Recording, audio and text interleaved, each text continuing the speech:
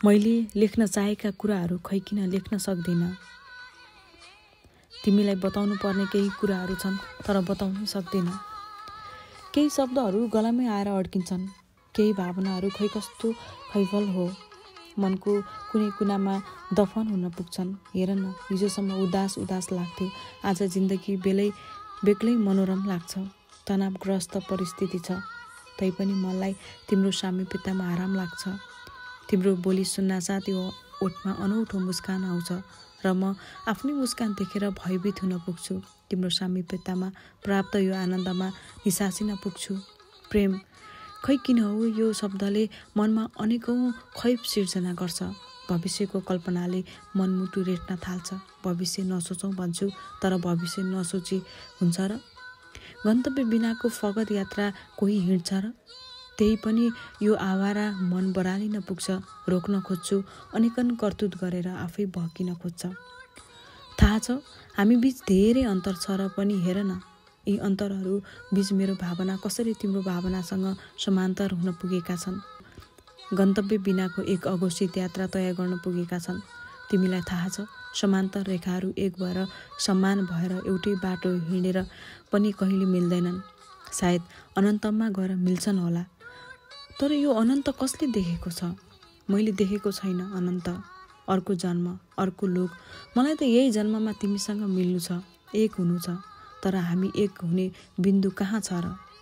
प्रेमले आफ्नो बाटो पहिलाउँछ भन्छन्, तर कति प्रेमीहरूले बाटो भुलेर पागल भएका देखेकी छु। कति ठाउँमा प्रेम आफै हारेको देखेकी छु। कति सामाजिक नियमहरूमा, परिबन्धमा निसासी र प्रेम नै मरेको देखेकी छु।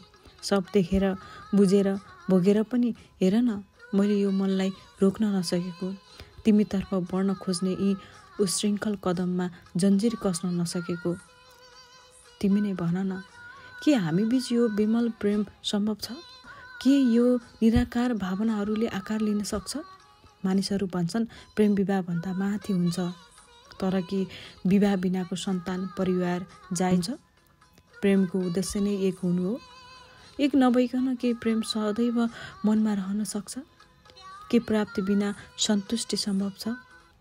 म परमात्मा होइन, एक सामाजिक मनुष्य हो। म आफ्नो मनमा उब्जने भावहरू बसमा राख्न सक्दिनँ। प्राप्तिको यो उग्र चाह म दबाउन सक्दिनँ। हुन त ईश्वर आफै प्रेममा भौतारिएर पागल भएको उदाहरण छ। ईश्वर स्वयं विरहको अग्निमा जलेको कथाहरू छन्। म मनुष्य प्रेममा नतर्पिने कुरै भएन। प्राप्तिको चाह राख्नु कुनै नौलो विषय भएन।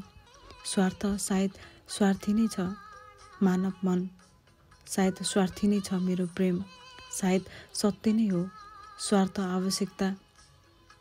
सायद प्रेम पनि एक स्वार्थ हो, आवश्यकता हो। म झुटो बोल्न जान्दिनँ, सत्य कुरा गर्छु। मेरो प्रेम स्वार्थी नै छ।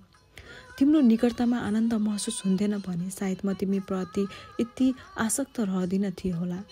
मेरो आसक्तिलाई प्रेमको नाम दिने दुरसाहस गर्दिन थिएँ होला। तिम्रो निकटतामा आनन्द महसुस हुन्थेन भने सायद म तिमीप्रति यति आसक्त रहदिन थिएँ होला। मेरो आसक्तिलाई प्रेमको नाम दिने दुस्साहस गर्दिन थिएँ होला। खै कहाँ गएर टुङ्गाउनु? भन्नुपर्ने कुरा धेरै छन्, तर पनि किन खासमा भन्न चाहेका कुराहरू भन्नै सक्दिनँ। लेख्न चाहेका कुराहरू धेरै छन्, तर लेख्नै सक्दिनँ।